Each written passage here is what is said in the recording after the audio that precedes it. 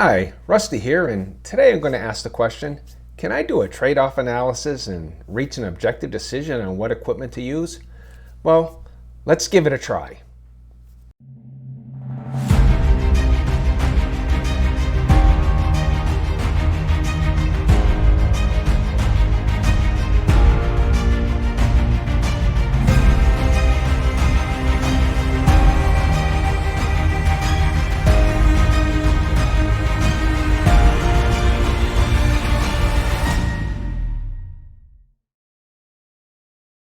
Well, one of the most enjoyable aspects of backpacking, for me at least, is coming into a campsite after a long day of hiking, finding a good place to pitch my tent, and cooking a nice warm supper for myself.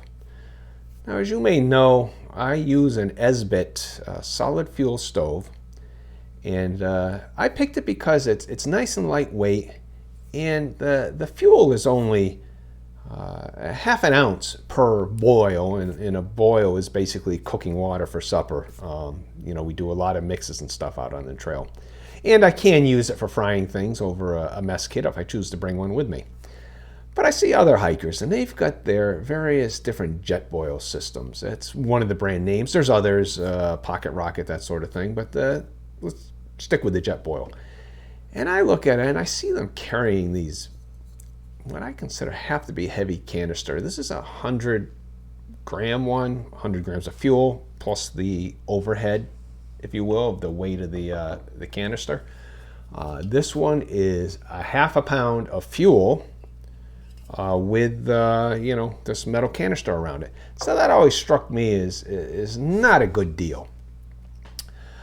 But they really seem to enjoy them, and they say, no, it's not a problem. So I said, well, maybe I'm wrong on this. Let's look into this. So here's the question. Which of these is better for me? An Esbit solid fuel cook kit or the Jetboil Stash? Now, I picked the Stash. There's a lot of different, they have a whole line of stoves. I happen to pick a kind of a middle-of-the-road one, kind of expensive, but it's one that would most closely resemble what I wanted. So some of the things to consider is one is the all-in stove weight, and that means everything that you need to make this stove effective, including the fuel. And then, of course, there's the cost, and then the utility of the stove. So here's a quick analysis, just a look at the Esbit kit. It's 15.5 ounces when I consider everything about it, and that includes a windscreen that I have to bring with it because I just found it's not effective boiling water in any good amount of time without the windscreen. It's a cup, it's the lighters I have to bring, and on top of the 15.5 ounces, there's a half ounce per boil. And I've sized this for 45 boils on this chart because that's approximately the number of boils I think, or number of suppers I'm going to have to make out on the trail when I go from Roanoke to Springer Mountain. Now, anybody will look at that and say, well, that's 730 miles. That's not 45 nights. But there's a lot of nights you end up not cooking because you're at a hostel or you've had a big meal at a restaurant, when you came across the road, something like that. So based on my experience going from Delaware Water Gap to Roanoke, percentage-wise, it seems like 45 is the right number. So if I were to carry that for the Esbit, it would be 22.5 ounces of fuel. Now, the reason I have to bring all the fuel with me with the Esbit is that they're very hard to come by. I haven't seen too many out on the trail. I just wouldn't want to chance it, so I would bring the whole nearly 1.5 pounds of fuel with me. Now, the Jetboil Stash is 12 ounces, comparing like for like. And when I say the Stash, it includes a cup I bring with it, which is not part of the Stash, but I want to compare things. It includes the lighters that I have to bring, and includes the stuff sack, that sort of thing. So that when I'm comparing the Esbit to the Jetboil, I'm really looking at the same items. And the Jetboil is actually 3.5 ounces lighter, and I attribute that mostly to the fact that I don't need a windscreen with it. And it comes with canisters of different sizes. I've shown you the 100-gram one, which is a gross weight of 7 ounces. It's good for about 26 boils from the reviews I've seen. There's a 230-gram one, that was that slightly larger one I showed you, and that's good for 63 boils, 13.5 ounces. And then there's a 450 gram one, in other words, a pound of fuel, and that's good for about 125 boils. And to meet the 45 boils, I would either have one canister of the 230 or one canister of the 450, or two canisters of the 100 gram one would get me there. Now, obviously, I'm not going to have to worry about, at least for this trip, a 450. I wouldn't bring a 450 with me because I can get the job done with a 230. So I did a weight analysis, and I said, this red line here is my Esbit stove, and this is how many ounces I'm carrying at the beginning. And as I burn down the fuel, you can see the line goes down rapidly until at the end of my trip, I'm down to pretty much no fuel and just the weight of the stove itself. So then I made this orange line, and that is the Jetboil carrying that 450 gram canister. I did this for completeness. It's not one that I'm going to pick, but I looked at that and I say, well, that just doesn't make sense. That's you know, there's a few days at the beginning where it's a little bit heavier to carry my Esbit, but it rapidly drops off from there. So carrying a Jetboil would just seem like I'm carrying way too much weight. I said, well, that's fine, but I'm not going to actually carry the 1 pound fuel, at least not on this trip. And if I did, I would have to adjust the Esbit fuel carry up accordingly so that I could, you know, compare them fairly. So let's look at the white line here, and that is the 230 gram or half pound of fuel. And I look at that and I say, actually, there's quite a weight savings. After a while, looks like 2/3 of the way through the trip, the Esbit starts to become lighter because I've burned off a lot of the fuel. Well, I could bring the 100 gram canisters, the smaller canisters, and then I could, by this yellow line, I'm going to carry an ounce or two extra at the beginning, but once the first one runs out, I can actually dispose of it properly, of course, so I may have to carry it a little ways until I can get to a good disposal site. But then I see, well, you know, it's always lighter than the Esbit, again, until the last couple days. Well, suppose I decide that I can get these 100 gram canisters out on the trail, and I'm going to follow this purple line. And here we see it's even lighter. And we'll ask why that's the case. How can it be lighter when you have this canister here? And it really has to do with fuel efficiency. It's actually 14 grams is about a half an ounce, and that's how much the Esbit fuel takes to boil some water, whereas it only takes like 2.5 grams, maybe 3. I forget exactly what the figure was. Probably 3.5. I think it was 3.5 because I'm doing the division in my head here.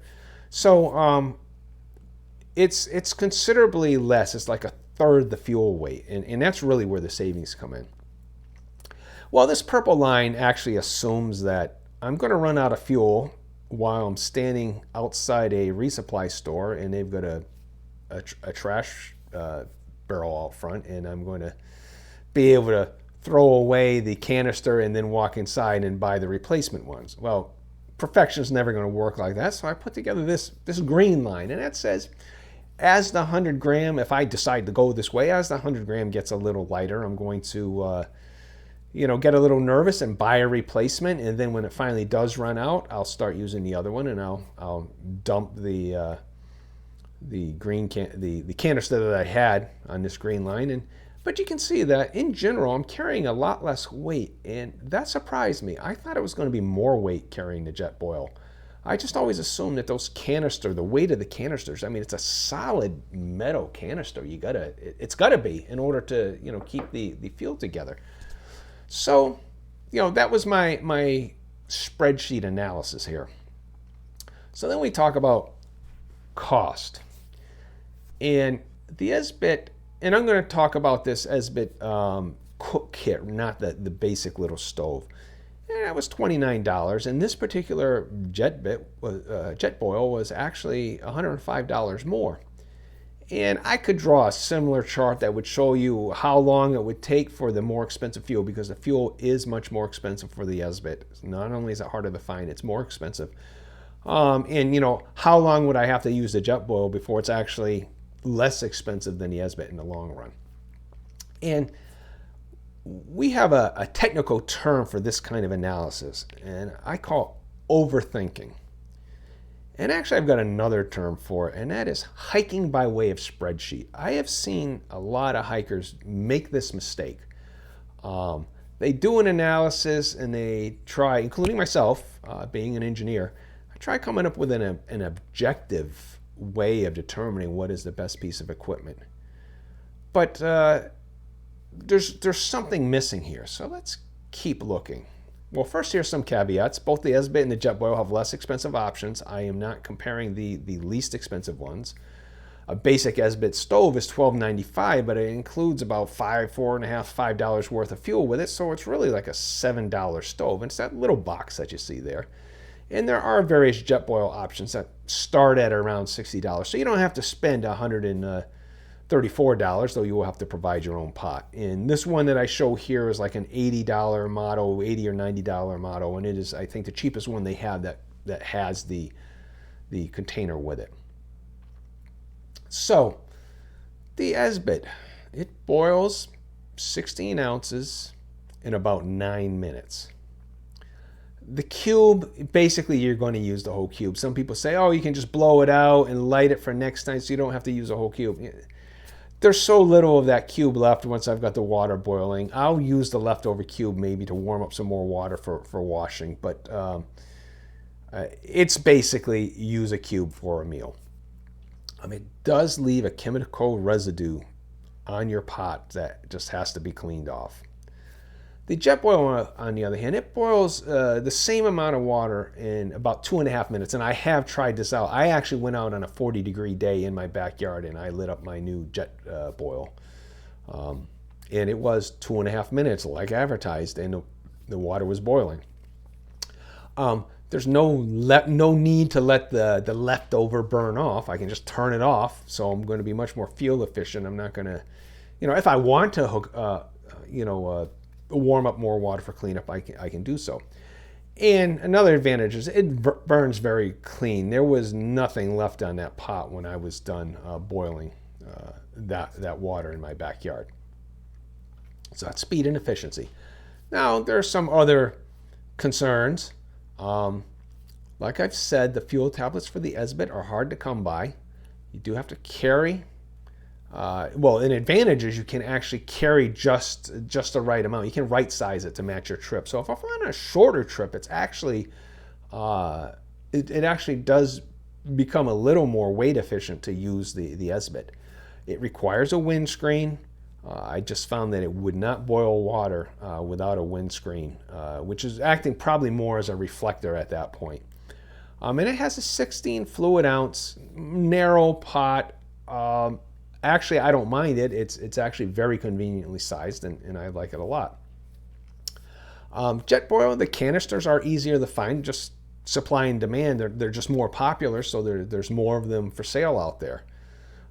Your minimum haul is, though, you're going to bring enough for 25 boils if you have one of those 100-gram containers. Now, granted, you could use part of the container on one trip, and you would have a partially filled container on another trip, but you have to be careful just to make sure, do you have enough left in order to get you through the trip that you're on. There's no windscreen. As a matter of fact, they tell you do not use a windscreen. It can be dangerous to use a windscreen, so I don't have to worry about that weight. And it has like a 27 fluid ounce. It's a wider part. I think it's a little more versatile. Like I said, I like the one with the Esbit, but this one's just a little bit bigger. Now, it still fits into the same stuff sack because the windscreen wrapped around the Esbit comes out to about the same size as just the stove here. Okay, now my experience with it. Well, the Esbit is very reliable. It's right sized as far as it fitting into my pack. It's very compact. The cubes are hard to light. And hard to light cubes mean you're holding the the lighter underneath them for a lot longer, and you're probably holding it in your hand. And once you do get it light, then you got to quickly get it into the stove so you don't burn your fingers. So there's a little bit of inconvenience. The Jetboil, well, I'll be honest, I don't know how reliable it is. I haven't used it out on the trail yet. Overall, the volume's about the same as the Esbit when you consider the stove plus the fuel. But it's very easy to light. It only takes a few seconds. I turn the stove on, I let the gas come out, I put the lighter to it, and bingo, it was lit, and I was ready to boil water. So, how do we choose? Do I look at these spreadsheets and these charts and everything else? Well, there's actually only one way to really choose, and that's for me to try it. So that's what I'm going to do. I'm going to go out and try it, but I really have a good feeling about this. I think I'm going to really like the Jetboil, and I kind of feel bad for my Esbit that I would retire it, and maybe I'll bring the Esbit still on shorter trips for old time's sake. So stay tuned, but I think I'm going to like the Jetboil.